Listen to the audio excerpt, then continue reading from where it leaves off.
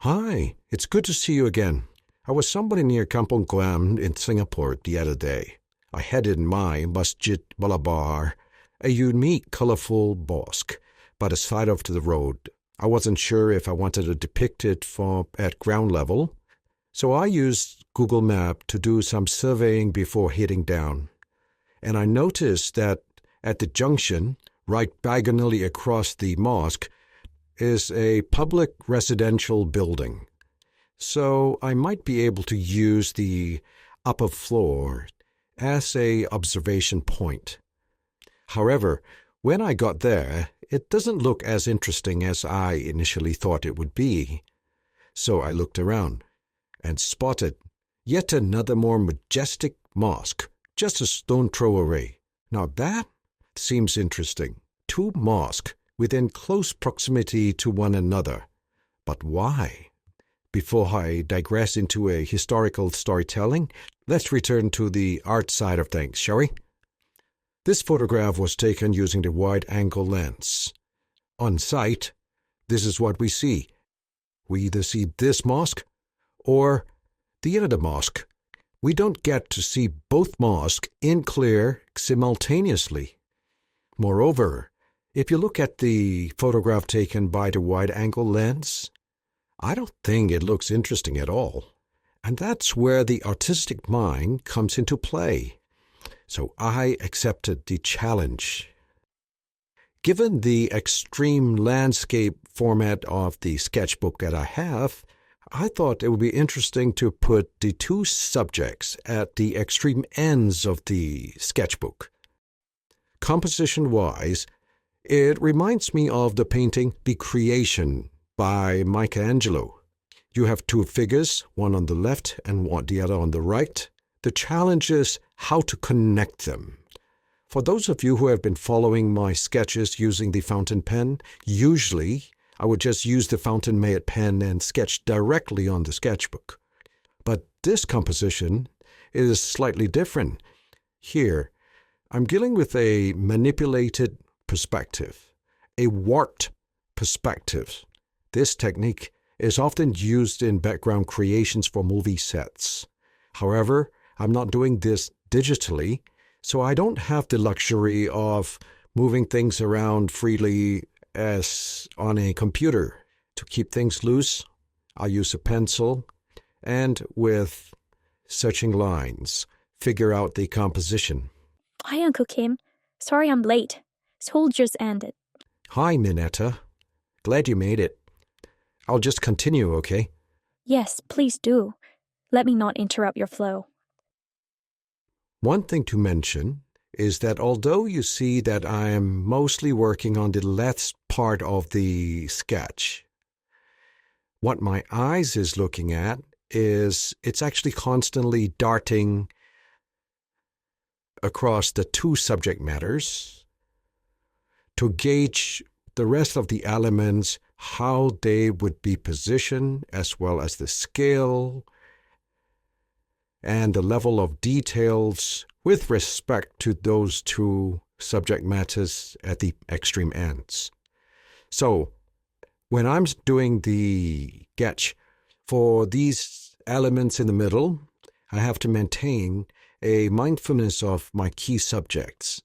Everything else is observed relative to the key subjects. Based on what I had observed in previous sessions, this one looks a bit different. Are you redesigning the layout of the scene based on what we are looking at? And can I ask, what kind of fundamentals do you need to be able to do this? Good question, Ninetta. In fact, what I had to process in my mind was the relationship or the contrast between the two mosques. Instead of plunging into drawing right away, I first looked at the two mosques and asked what is the relationship and how I want to represent them. Oh, I can help you with that. Sure. Let me ask Deepseek. What? It says here that the one on the left is called Sultan Mosque. It is the most important mosque in Singapore and a key landmark in the Kampong Glam district. It was built in 1824 for Sultan Hussein Shah. the first Sultan of Singapore, with funds from the East India Company. The current structure, completed in 1932, is an iconic Islamic architecture. Impressive.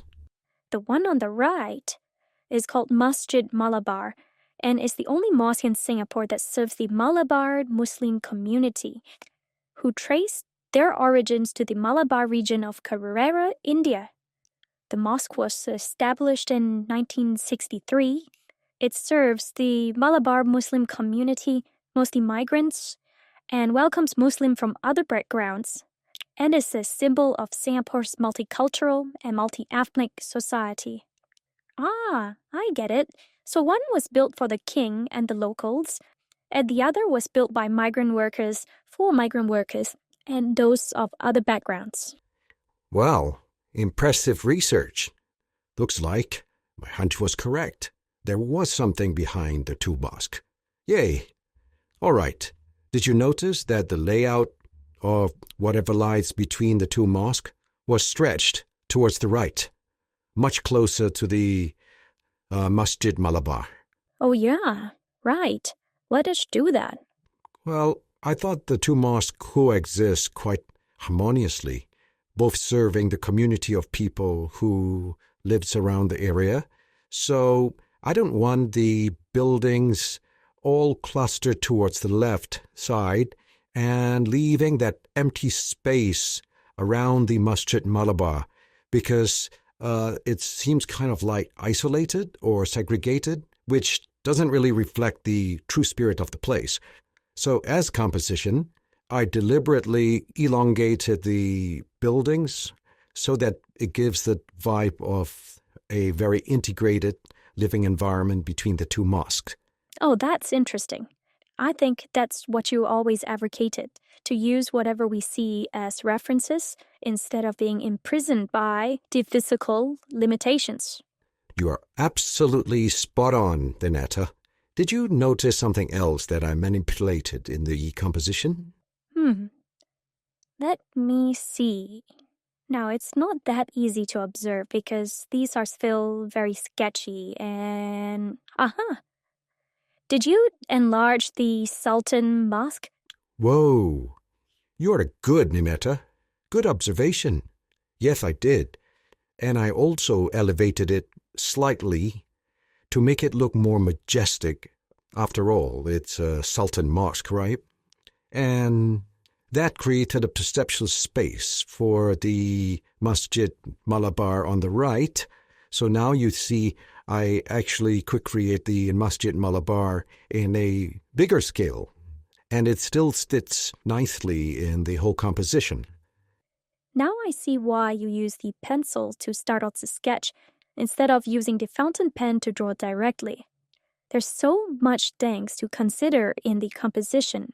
Are there other considerations you make when tackling such complicated compositions? Oh yes, certainly. Some of the things that run through my mind in no particular order are things like the narrative context, the depth and perspective, the framing and composition, the lighting, the detail level, skill and proportion, the atmosphere, and the flow of the gaze across the canvas. That sounds like a lot of things to consider. How do you manage that? Well, if you're a beginner coming into this, don't pressurize yourself to process all these information all at once. You need to do this repeatedly, and it's really about redoing and redoing. And each time you redo, you consider another element, and over time, you build up the habit and the ability to process all these things almost simultaneously. Because we are talking about visual language and visual thinking, which is not necessarily linear in thoughts. So in time to come, you'll be able to do it. How about fundamentals? Is there something particularly important to emphasize? Yes, quite a couple actually. I'll talk about the ones that are related to the layout first and leave the rest to later, okay? First, the perspective. Linear perspective, mustering 1 point 2-point and 3-point perspective is crucial for accurately depicting buildings, streets, and other architectural elements.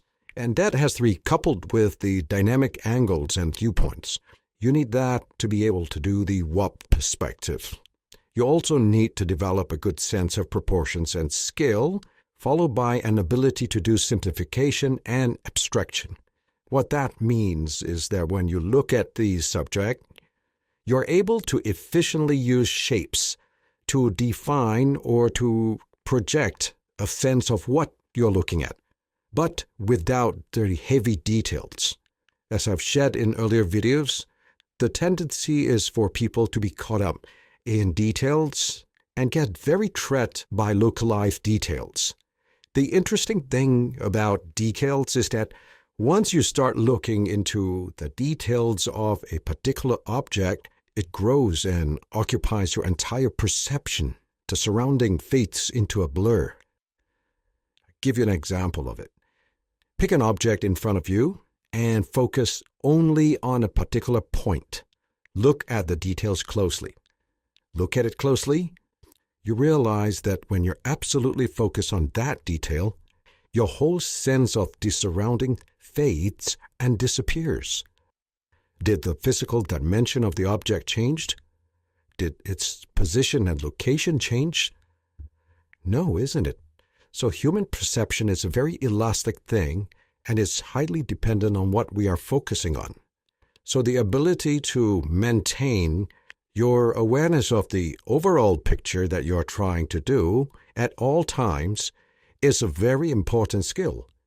As for the fundamentals mentioned earlier, hard work has to be put in to develop them to the point whereby it becomes instinctive instead of something that you struggle with when you need to use it. I see. On perspective, is what you're doing what we call a one-point perspective?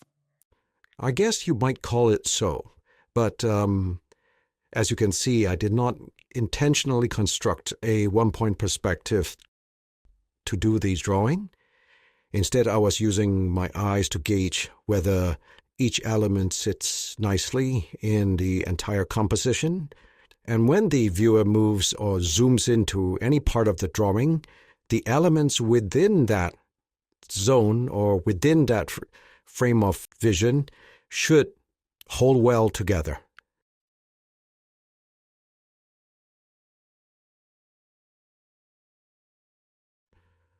Okay, from here onwards, I'll work on the elements that are at a distance away.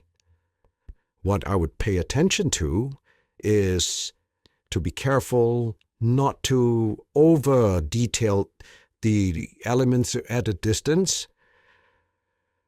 So I'm just trying to capture the main shapes and silhouettes. And since these elements are at a distance, they form part of the drawing, but you don't want it to pull the focus away.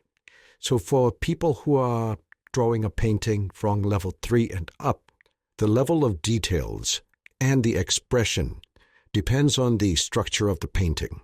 If everything is in focus and the level of details are the same, then nothing is in focus. Like the photograph you see on top. Is anything in focus? Is there an emphasis of something? Is there tension? So when getting into higher levels of painting or drawing, the most important thing to figure out, first and foremost, is your conceptual depth and intentionality. What is your theme? What is your message? Is there a cultural or historical context to what you're painting? So take time and enjoy the process of discovering your core idea. There's no need or no pressure to plunge into drawing the subject immediately. So when the core idea is, or rather when the core idea becomes clear to you, then comes the aesthetic quality, things like composition, color and light, texture and form, and as well as the emotional resonance, what you create in terms of the expressions and etc. Basically the technical mastery. All these things are in support, or they should support your core idea. And as you figure out and sort through all these considerations, originality is a given. It is a given because you're connected. You're not fixated to a preconceived idea, and you're living in the moment. You're experiencing. You're seeing beyond optical illusions. All right, part 1 of the work is almost complete. In part 2, I will share more in terms of the technical expression of the piece and to bring this piece of work to life.